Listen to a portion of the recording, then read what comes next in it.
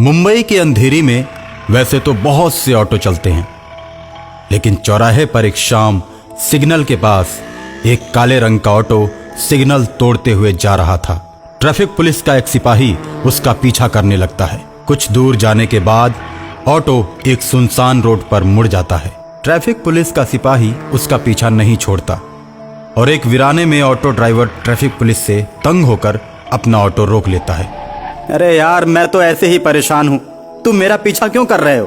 तुमने traffic rule को तोड़ा है, चलो फाइन भरो। एक तो सुबह से मुझे कोई सवारी नहीं मिली और ऊपर से तुम मेरा दिमाग खराब कर रहे हो। मैं तो ये सोच रहा हूँ कि अपने ऑटो में तेल कैसे डलवाऊं। अभी तुम्हारे ऑटो को थाने लेकर चलता हूँ, उसके बाद तुम्हारे पास पैसे भी हो जाएंगे। चलो थाने।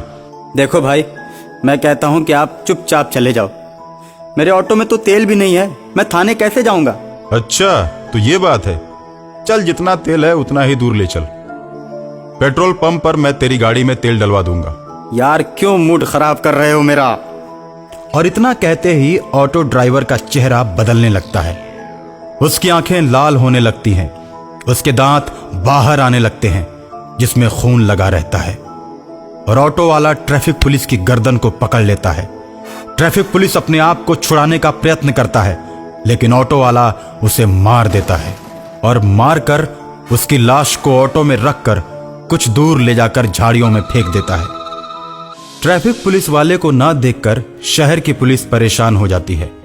ट्रैफिक पुलिस वाले के गायब होने की सूचना पूरे मुंबई शहर में फैल जाती है। ऑटो वाला इस खबर को पढ़कर मन ही मन बहुत खुश होता है।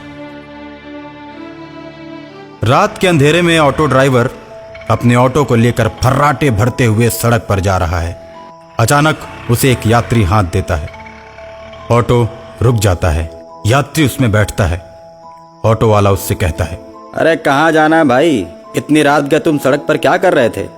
भाई मैं भी तुम्हारे जैसा ही शैतान हूँ, चलो हम दोनों मिलकर शिकार की तलाश करते हैं। मैंने कल ही एक पुलिस वाले को अपना शिकार बनाया है। हाँ मैंने सुना था। अब तो और मजा आएगा, हम दोनों मिलकर शिकार करेंगे। ये कहकर वो दोनों ऑटो से अपने शिकार की तलाश में चल देते हैं। कुछ ही दूरी पर चलने के बाद उन्हें एक औरत हाथ देती हुई दिखाई देती है। वे दोनों ऑटो को रोक देते हैं और उस औरत से पूछते हैं, अरे मैडम, आपको कहाँ जाना है? मुझे आगे बरसोवा तक जाना है, क्या आप चलोगे? हाँ मैडम, हम उधर ही जा रहे हैं। कितना किराया होगा भैया? 50 रुपए। इसके बाद वो महिला ऑटो में बैठकर उनके साथ वर्सोवा की तरफ चल देती है। लेकिन कुछ दूर चलने के बाद ऑटो ड्राइवर ऑटो को दूसरी तरफ मोड़ लेता है। ऑटो को दूसरी तरफ मुड़ता हुआ देख वो महिला डर जाती है और तुरंत ऑटो को रोकने के लिए कहती है, अरे भैया, ये किस रास्ते पे ले जा रहे हो? ये तो बरसोवा का रास्ता नहीं है। महिला के इतना कहने के बाद वे दोनों अपना रूप बदल देते हैं और महिला की तरफ मुड़कर उससे कहते हैं, हम कोई ऑटो ड्राइवर नहीं है, हम तो भूत हैं और रोज अपने शिकार की तलाश में निकलते हैं, और आज हमारा शिकार तुम हो। इतना कहने के बाद वो ऑटो को रोक देते हैं। ऑटो के रुकते ही महिला उतरकर भागने लगती है। आगे आगे महिला भाग रही है और पीछे पीछे वो भूत भाग रहे हैं। भागते भागते कभी झाड़ियों में, कभी पहाड़ों पे, और ऐसे करते करते वो एक सुनसान रोड पर आ जाते हैं। और उसके बाद वो दोनों भूत उस महिला को पकड़कर चीर देते हैं और उसे बीच सड़क पर फेंक देते हैं।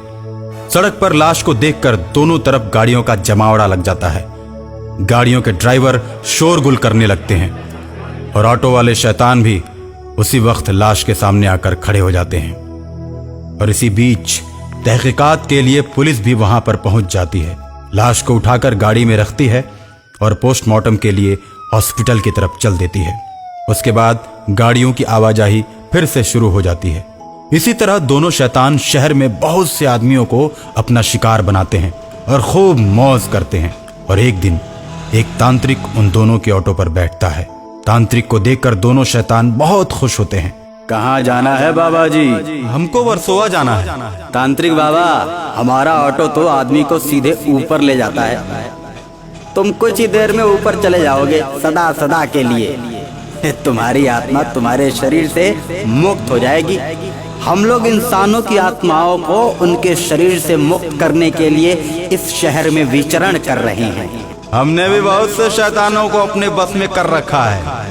मुझे तुम लोगों के बारे में पता चल गया था, इसीलिए सोचा मैंने कि तुम दोनों को मैं अपना गुलाम बनाऊंगा। ओए तांत्रिक बाबा, ये भूल कर भी करने की कोशिश मत करना। हम दोनों आजाद घूमने वाले शैतान हैं, खुले रोड पर इंसानों की भीड़ में घूमते हैं। हमें आज तक कोई भी पकड़ नहीं पाया। जब तुम जान गए हो तो तुमको मरना ही पड़ेगा बाबा जी। एक शैतान बाबा की गर्दन को पकड़ लेता है और दूसरा शैतान ऑटो को चलाता रहता है। बाबा की आंखें बाहर को निकल आती हैं और मुंह खुला का खुला ही रह जाता है। शैतान तांत्रिक बाबा को मार देता है और गाना गाता है, बाबा लाएंगे क्रांति टंग डंग डंग डंग डंग, बाबा लाएंगे क्रांति टंग डंग डंग डंग डंग। ये लो, ये भी मर गया, हमको कैद करने चला था। तांत्रिक को ऑटो में लेकर दोनों चलते चले जा रहे हैं। जब कुछ दूर तक गाड़ियों का आवागमन दिखाई नहीं देता है तो बीच रोड पर तांत्रिक की लाश को फेंककर वे दोनों निकल पड़ते हैं। मुंबई में फिर से कोहराम मच जाता है कि सड़क पर काफी घटनाएं होने लगी हैं। इसको देखते हुए सरकार शहर में सड़कों पर रात 10 बजे के बाद आवागमन बंद करके कर्फ्यू लगा देती है। सभी सड़कों पर सन्नाटा पसर जाता है, लेकिन ऑटो वाले शैतान नहीं मानते। उनका ऑटो चलता रहता है। एक शैतान ऑटो को चलाता है तो दूसरा उसमें बीमार होने का बहाना करके बैठा रहता है।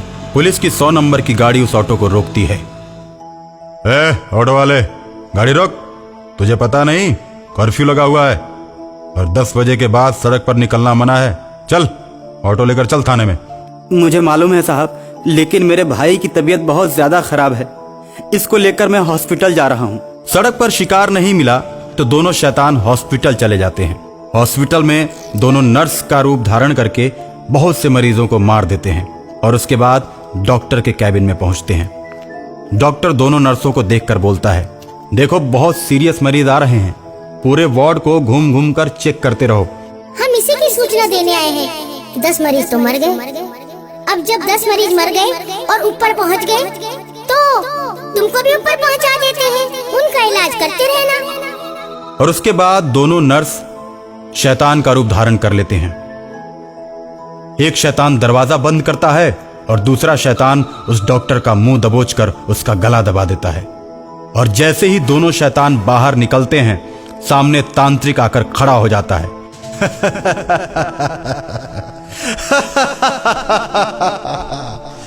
तुम्हें क्या लगा कि मैं मर गया? ना, मैं तो तुम लोगों का खेल देख रहा था। इतना कहकर तांत्रिक अपने त्रिशूल से दोनों को मार देता है। दोनों के मरते ही वो ऑटो भी गायब हो जाता है।